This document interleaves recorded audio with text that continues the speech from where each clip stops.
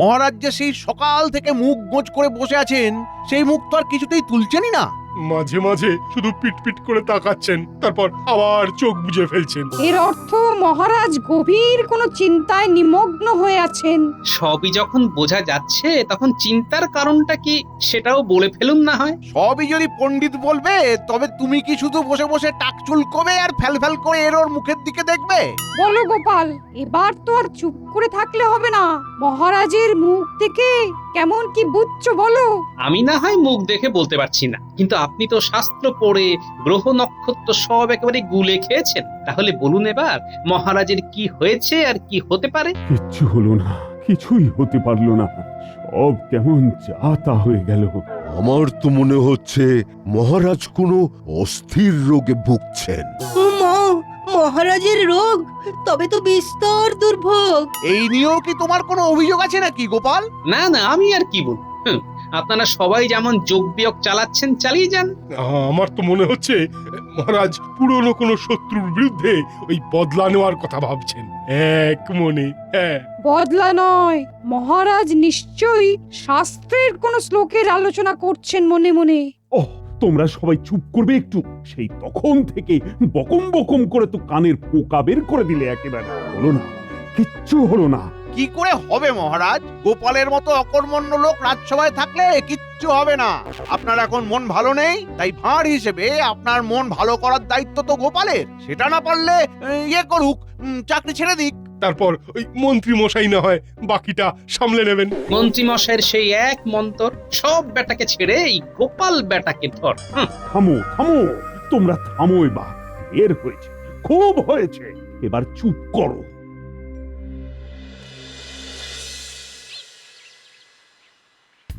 একে মহারাজের মন খারাপ, তার উপর আবার মন্ত্রীর চাপ। উফ, একেবারে বাপরে বাপ। এরপর তোমার এই বিড়বিড় বলি মনে মনে কার ঠিকুজি কুষ্টি গুনছো শুনি? না তেমন কিছু না, তবে আমার বেশ মনে হচ্ছে বুঝলে, মন্ত্রী মশাই আবার নির্ঘাত কোনো দাও মারার পরিকল্পনা করছে। আর মুরদ আছে সে করছে, তাতে তোমার কি হয়েছে? আমার আর কি হবে? তবে মহারাজের মন ভালো করার জন্য মন্ত্রী মশাই ভাঁড় হিসাবে আমাকে এমন খোটা দিচ্ছে, তাতে মনে হচ্ছে কিছু না কিছু একটা গোলমাল পাকাচ্ছে। তুমি তো কোনো কালেই কোনো কমবেন নয় গো, না ঘরে না বাইরে। মন্ত্রী মশাই তো ঠিক কি বলেছে যে ভাঁড় হিসেবে মহারাজের মন ভালো করার দায়িত্ব তোমার। সেই কাজটাও তো কই ঠিক মতো করতে পারছো না দেখছি আজকাল। ও, তার জন্য তোমার মন টনটন করছে বুঝি? করবে না আবার? এই তালে মহারাজের মন ভালো করলে কিছু উপরি জুটতে পারতো, কিন্তু তা হওয়ার উপায় আছে? তোমার দ্বারা যদি কোনো একটা কাজ হয়, তাহলে আবার তুমিও না হয় আমার মতো কপাল চাপড়াও। চাপড়ে আর কি হবে? তাও যদি মন্ত্রী মশাইয়ের মতো কিছু কুটকাচালি করতে পারতে। আর কোনো সন্দেহ নেই, গিন্নির নির্ঘাত মন্ত্রীর হাওয়া লেগেছে। নাও এবার ঠেলা সামলাও।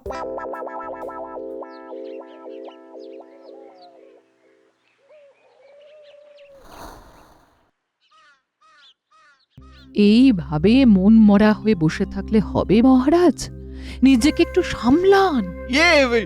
হয়ে যাবে, হয়ে যাবে, সব হয়ে যাবে, সব হয়ে যাবে। কি হয়ে যাবে মন্ত্রী মশাই? কি হয়ে যাবে? মহারাজের মন ভালো হয়ে যাবে। মহারাজ আবার আগের মতোই নড়বেন, চড়বেন, হাসবেন, বকবেন। আহ, তুমি থামবে মন্ত্রী?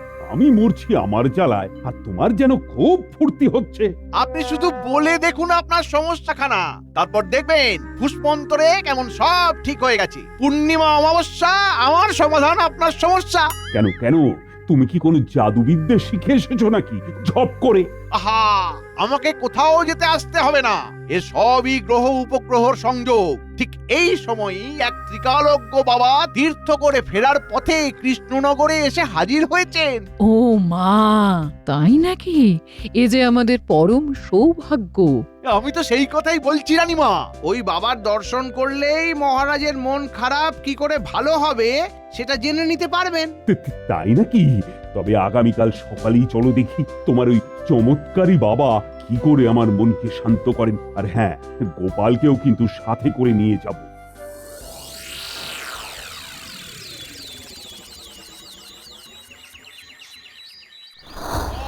জয় জয় সাধু বাবার জয়, জয় ত্রিকালজ্ঞ বাবার জয়, জয় সাধু বাবার জয়। মঙ্গল হোক, সবার মঙ্গল হোক, মঙ্গল হোক। শনি রবি সোম হলেও চলবে বাবা, খেয়ে পড়ে থাকতে পারলেই হবে। গোপাল সবসময় ওরকম খাই খাই না করে ভক্তি ভরে সাধু বাবাকে প্রণাম কর। সাধু বাবা তোমার মনস্কামনা পূর্ণ করবে। ওই কারণেই তো আপনার সঙ্গে চীনে জোকের মতন আটকে আছে আর সাধু বাবার কাছে এসে জুটেছে। মুখ দেখে তো মনে হচ্ছে অনেক দিনের কোনো ইচ্ছে পূরণ হয়নি বলেই কষ্ট পাচ্ছ। বলো বাবা, তোমার কিসের কষ্ট? কি এমন ইচ্ছে আছে মনে মনে? আমি আমার তপস্যা শক্তি বলে ওই ইচ্ছা পূরণের উপায় বলে দেব। হ্যাঁ, যথার্থ বলেছেন সাধু বাবা। সাধু বাবা, আপনার অজানা তো কিছুই নয়। আমার ইচ্ছে ছিল রাজ চক্রবর্তী হওয়ার, কিন্তু সেই ইচ্ছে পূরণ হয়নি বলে মন খুব মিয়ে থাকে আজকাল। আছে আছে, এই সমস্যার সমাধানও আছে আমার কাছে। আপনি কিচ্ছু ভাববেন না মহারাজ, সাধু বাবা আপনার ঠিকুজি কুষ্টি পরীক্ষা করে ঠিক একটা ব্যবস্থা করে দেবেন। কি তাই তো সাধু বাবা? হ্যাঁ, মূল্য ধরে দিলে একটা কিছু করলেও করা যেতে পারে। কথাবার্তার যা ধরন বুঝছি কোনো গন্ডগোল আছে বলে মনে হচ্ছে না, কিছু একটা করতে হবে।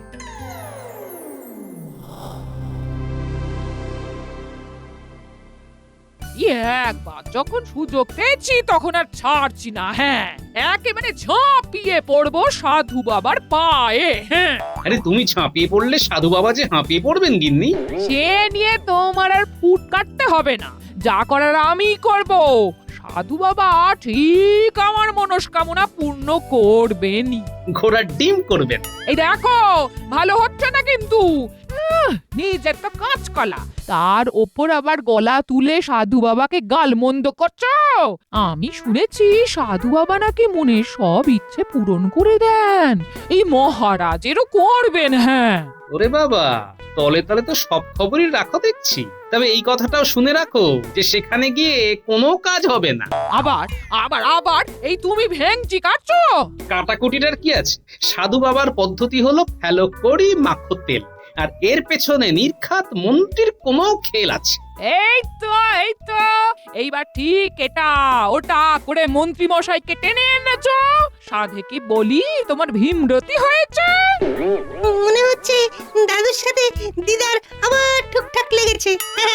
আবার নতুন কথা কি? এই ঠোকাঠুকি আগেও ছিল, এখনো আছে, আর পরেও থাকবে। কিন্তু কে জিতবে আর কে হারবে সেটা বলা যাবে না। দাদু দিদা জুটি হলো হাতা খুন্তির জুটি। নিজে তো না আছে হোমে আর না আছে যজ্ঞে, খালি খালি শুধু কান ভাঙানি দিচ্ছে, কান ভাঙানি।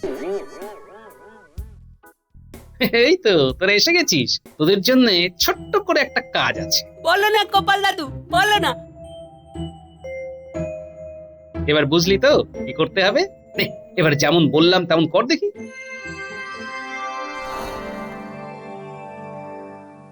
না না, একদিকে বৃহস্পতির ঘরে মঙ্গল, অন্যদিকে আবার শনির কুনজর। বছর বছর ধরে তো এমনই চলে আসছে। একদম ঠিক বলেছেন সাধু বাবা।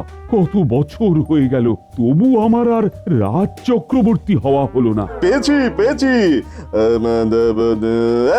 পেয়েছি পেয়েছি পেয়েছি বাবা, আমার চোখকে ফাঁকি দেবে, ঠিক ধরে ফেলেছি।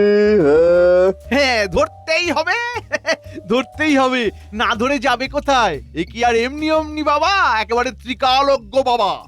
কি ধরলেন বাবা? কাকে ধরলেন?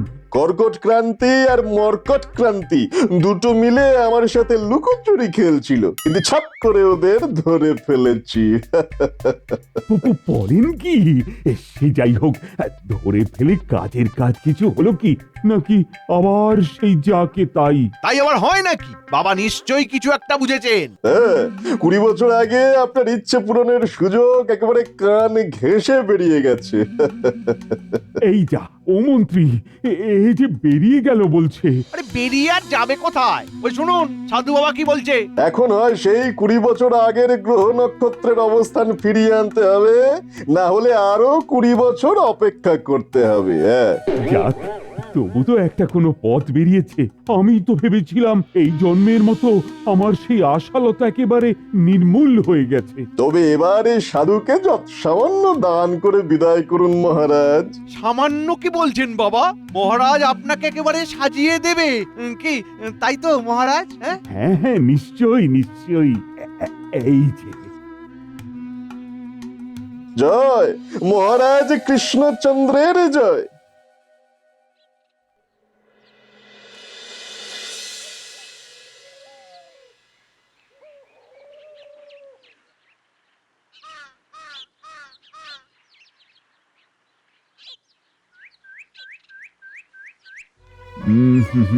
না না না, এইভাবেও তো হচ্ছে না। কি হলো মহারাজ? আবার এত কি ভাবছেন আপনি? হ্যাঁ হ্যাঁ, এসো মন্ত্রী, ভেবেচিন্তে একটা পথ বাতলাও দেখি। কিসের পথ মহারাজ? আমি তো শুধু আপনাকে বিপথেই চালাতে পারি। আহ, পথ বাতলাতে বলেছি বলে তোমাকেও কি আবার বিড়বিড় করতে হবে নাকি? না না মানে বলছিলাম যে এ পথ ও পথ সে পথ সব পথই তো খোলা আছে মহারাজ। আপনি যে পথে যেতে চাইবেন সেই পথেই ঘুরিয়ে দেব। হ্যাঁ, সে তো ঘোরাবে। আর সাধু বাবা তো আপনার মুশকিল আসান করার পথ বলেই দিয়েছেন। তবে আর কি, সব সমস্যা মিটে গেল। আরে সমস্যা কি আর এমনি এমনি মিটবে? আমি এখন ওই 20 বছরের হিসেব মেলাই কি করে? আর এমন কি বড় ব্যাপার মহারাজ? দেশের পাঁজি 20 বছর এগিয়ে নতুন পাঁজি তৈরি করলেই সমস্যা মিটে যাবে। তবে তবে আবার কি? তবে এমন ভজকট কাজ রাজজ্যোতিষীর কম্য নয়। এটাও বরং আমি ওই সাধু বাবাকে দিয়েই করিয়ে নেব। আপনি শুধু মূল্য ধরে দেবেন, তাহলেই হবে। যাক বাবা, এতক্ষণে নিশ্চিন্ত হলাম।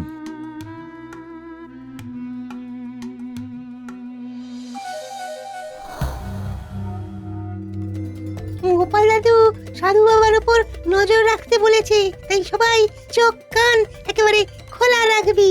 খুলে রেখে আর কি করব?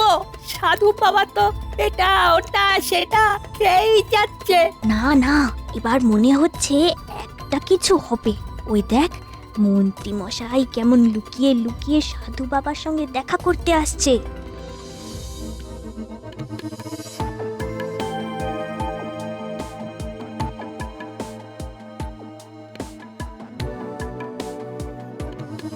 এই যে এদিকে তো বেশ ভালোই খ্যাটন হচ্ছে। বলি, কাজের কথাটা মনে আছে তো? এই কি যে বলেন মন্ত্রী মশাই, সেই কথা কি আর ভুলতে পারি? সবই তো আপনার কৃপা। ঠিক আছে ঠিক আছে, এইভাবে আর গলাবাজি করে কথাটা পাঁচকান করার দরকার নেই। সেই জন্যই তো আমি শুধু মুখ চালাচ্ছি, এই যে বসে বসে খাচ্ছি। তবে বেশিক্ষণ আর খাওয়ার সময় পাবে না, ওদিকে খেলা কিন্তু একেবারে জমে গেছে। জানি তো, মহারাজ নিশ্চয়ই আবার পেঁচে পড়ে গেছেন। ইচ্ছে পূরণ করার জন্য মহারাজকে যে রাস্তা দেখিয়ে দিয়েছো তুমি, আমি তাতে হরকানোর ব্যবস্থা করে দিয়েছি। মহারাজ তোমাকে এই ডেকে পাঠালেন বলে। ওই দেখ কেমন গোপন পরামর্শ করছে দুজন। কিছু একটা গোলমাল পাকাচ্ছে।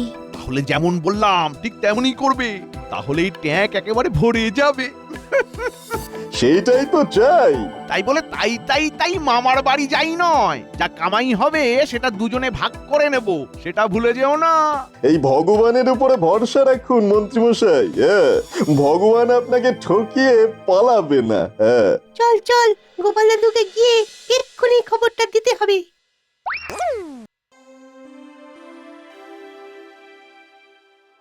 এই যে বলি, রাজসভাতে না গিয়ে হাত পা ছড়িয়ে ভালোই তো বিশ্রাম নিচ্ছ গো, কিন্তু এমন ভাবে চললে যে হাড়ে দুব্ব ঘাস গজিয়ে যাবে গো। বেশ তো, তাই হোক না। না হয় শরীরের নাম মহাশয়, যা সবে তাই সয়।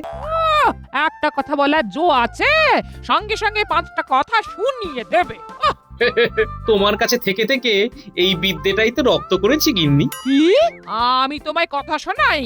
এমন কথা বলতে পারলে তুমি? দাদু দাদু, এবার তুমি আমাদের কথা শোনো। একেবারে গরম গরম খবর এনেছি গো। হ্যাঁ হ্যাঁ, বল দেখি ওদিকের কি খবর? আরে ওটা শুনবো বলেই তো এমন জড়ো হয়ে বসে আছি রে। মহারাজের ইচ্ছে পূরণ করার কি সব পথ বাতলে দিয়ে ট্যাঙ্ক ভরার কথা বলছিল ওরা। বটে, ভরাচ্ছি ট্যাঙ্ক আর করাচ্ছি লুট। ব্যবস্থা একটা করতেই হবে দেখছি।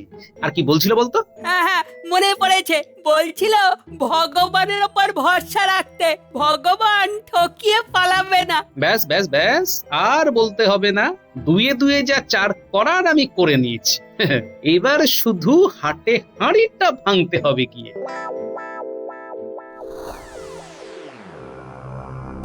কই সাধু বাবা, হিসেব নিকেশ কিছু করা গেল?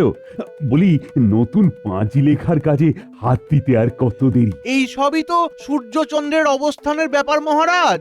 তাই আমার মনে হচ্ছে সাধু বাবা বোধহয় সঠিক যোগের অপেক্ষা করছেন। একদম তাই। তবে গ্রহ নক্ষত্রের স্থির হয়ে বসার আগে যে দানের হিসেবটাও করে নিতে হবে। তবে মহারাজ, মোহরের থলিগুলো তো সাধু বাবাকে ধরে দিলেই হয়। হ্যাঁ, এই ইচ্ছে পূরণ করতে গেলে সে তো দিতেই হবে। তবে একবার যদি আমি রাজ চক্রবর্তী উপাধি লাভ করতে পারি, তবে আর আমাকে দেখে কি? হ্যাঁ, এইবার তবে আমি দেশের পাঁজি 20 বছর এগিয়ে দিয়ে নতুন পাঁজি তৈরির কাজে হাত দিলাম। হ্যাঁ, শুভ কাজে আর বিলম্ব করে কি লাভ? এই নতুন পাঁজের তিথি বার নক্ষত্র সবই 20 বছর এগিয়ে থাকবে। আর আপনিও মহারাজ রাজ চক্রবর্তী উপাধি একেবারে হাসতে হাসতে পেয়ে যাবেন। বলছো মন্ত্রী? ও, তোমার মুখে মন্ডা মিঠাই পড়ুক। সাধু বাবা, আপনি নতুন পাঁজি বানানোর কাজ চালিয়ে যান। যদি লাগে অর্থ দেবেন মহারাজ কৃষ্ণচন্দ্র, খালি কাজ হয়ে যাওয়া চাই, তাই তো মহারাজ? হ্যাঁ,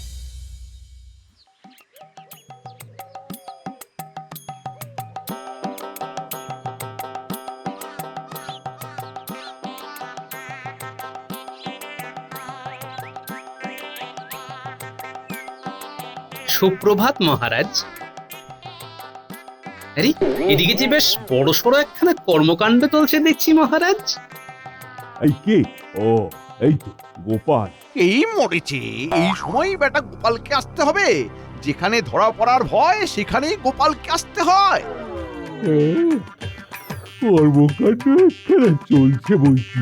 আমার ওই রাজ চক্রবর্তী উপাধি লাভের ব্যাপারটা বুঝলে, ওই 20 বছরের জন্য কান ঘেঁষে বেরিয়ে যাচ্ছিল বলে সাধু বাবা নতুন পাঁজি তৈরি করে 1 লাফে 20 বছর এগিয়ে দিচ্ছেন। সে তো দারুণ ব্যাপার মহারাজ। দারুণই হোক আর করুণই হোক, তোমার এখানে কোনো কাজ নেই, তুমি এখন আসতে পারো। তা তো বটেই। তবে যাওয়ার আগে দুটো কথা বলে যাই মহারাজ। হ্যাঁ, বলো বলো গোপাল, বলো। এই মাটি করেছে, গোপাল বলা মানেই তো কপাল খারাপ। কে জানে এবার কি ভেংচি কাটে আবার। মহারাজ, আপনি পাঁজি 20 বছর এগিয়ে দিতে বললেন, কিন্তু তার ফলে যে জটিলতা দেখা দেবে আপনি হয়তো তা ভাবেননি না? জটিলতা আবার কিসের? এই যে মহারাজ, আপনার বয়স এখন 40 বছর, নতুন পাঁজি করলে আপনার বয়স হবে 60 বছর। তখন তবে যুবরাজকে সিংহাসনে বসিয়ে বানপ্রস্থে যেতে হবে আপনাকে। এই মরেছে, এই ব্যাপারটা তো ভেবে দেখিনি। আগে যখন ভেবে দেখেননি তখন এবারে আর ভাবতে হবে না। যেমন হচ্ছে হতে দিন মহারাজ, যেমন হচ্ছে হতে দিন। না না না, তাহলে তো বড় গোলমাল হবে। একটা কাজ করি, বড় 20 বছর পিছিয়ে দিয়ে নতুন পাঁজি তৈরি করি যদি। আপনি তো আমার মনের কথাটা বলে দিলেন মহারাজ। আমিও তো মনে মনে সেটাই ভাবছিলাম। নিন নিন, তবে 20 বছর পিছিয়ে দিয়ে বানান দেখি। হ্যাঁ, তেমন ভাবেও হতে পারে বই কি। হ্যাঁ, তারপর না হয় গ্রহ শান্তি করিয়ে আমি আবার মহারাজ হয়ে যাব। তাতে কিন্তু জটিলতা বাড়বে বই কমবে না। হ্যাঁ, সে কি? এবার আর সিংহাসনে বসার অধিকার আপনার থাকবে না, কারণ সেই সময় তো আপনার পিতা রাজ্য শাসন করছেন আইনত। 20 বছর পিছিয়ে দিলে উনি কি আর সিংহাসন ছাড়বেন মহারাজ? না না না, এটা তো আরো বড় গন্ডগোল। এই যে সাধু বাবা, থামুন থামুন থামুন। আরে আরে, আহা, আরে করছেন কি মহারাজ? গোপালের কথা শুনে আপনিও তো কেমন ভয় পেয়ে গেলেন দেখছি। ভয় পেয়ে গেলেন? গেলে তো সিংহাসন আমার যাব, তোমার কি? আর 20 বছর এগিয়ে বা 20 বছর পিছিয়ে কোনোটাই কিছু করার দরকার নেই। আপনি তো এমনিই আমাদের রাজাধিরাজ, রাজ চক্রবর্তী। আপনার আবার নতুন করে উপাধির কি দরকার মহারাজ? এই তো গোপাল, এই জন্যই তো তুমি আর বাকি সবার থেকে আলাদা। তোমার কোনো তুলনাই হয় না। ওহ, এটা গোপাল আবার আমার বাড়া ভাতে ছাই দিল। এবার মানে মানে তল্পি তল্পা নিয়ে সরে পড়তে পারলেই তো হয়। তুমি আমার চোখ খুলে দিয়েছো। আমি আমার ভুল বুঝতে পেরেছি গোপাল। তবে মহারাজ, আপনাকে যে আরেকটা ভুলের প্রায়শ্চিত্ত করতে হবে এবার। আবার কি ভুল? কেন? এই যে সাধুর ভেকধারী ঠকবাজকে আপনি মাথায় করে রেখেছিলেন, তাকে যে এবার মাথা থেকে নামাতে হবে। এই মাটি করেছে, গোপাল আমাকে ধরে ফেলেছে নাকি? তাহলে তো ঘটি ঘুনসি সব হারাতে হবে। কি আবল তাবল বকছো গোপাল? সাধু বাবা কিনা ঠকবাজ, বুজরু কিনা জায়গা পাওনি? বেশ তো, তবে দাড়ি ধরে মারো টান, সাধু বাবার দেখা পান। কি করছো? ছাড়ো ছাড়ো, আরে এ তো সেই ভগবান! এই তবে সাধুর ভেগ ধরে আমাকে ঠকানোর মতলব করেছিল। ও মা, তাই তো। হ্যাঁ তো মানে হ্যাঁ মানে কি করে যে মানে কি যে হয়ে গেল। মানে করে আর শাক দিয়ে মাছ ঢাকতে হবে না মন্ত্রী মশাই, আপনারা দুজন তো ভাই ভাই। আমিও বুঝে গেছি সবটাই মন্ত্রীর পেঁয়াজ কষার জন্যই হয়েছে, তাই দুজনের কাউকেই আমি ছাড়বো না। আমাকে ঠকিয়ে মোহর হাতানো তাল করা আমি বের করছি, সুদে আসলে আমি সব উসুল করব। ওরে বাবা রে, পালা রে পালা! ওরে বাবা, পালা পালা! ধরো ধরো ওকে, সে পাই যেন পালাতে না পারে। আর মন্ত্রী, এবার তোমার কি হবে? মিথ্যে কথা, সব সব মিথ্যে কথা মহারাজ। মহারাজ মানে আমি তো আপনার ভালোর জন্যই মানে মানে আমার কি দোষ মহারাজ, আমার কি দোষ? দোষ নয়, এখন গুনে গুনে 1,50,999 বার কান ধরে উঠবোস করবে তুমি। এটাই তোমার শাস্তি। আমি আমি মরে যাব মহারাজ, আমি মরে যাব। নাও শুরু করো। যাব। মহারাজের ইচ্ছে পূরণ হোক না হোক, আমার ইচ্ছে 16 আনা পূর্ণ হয়েছে।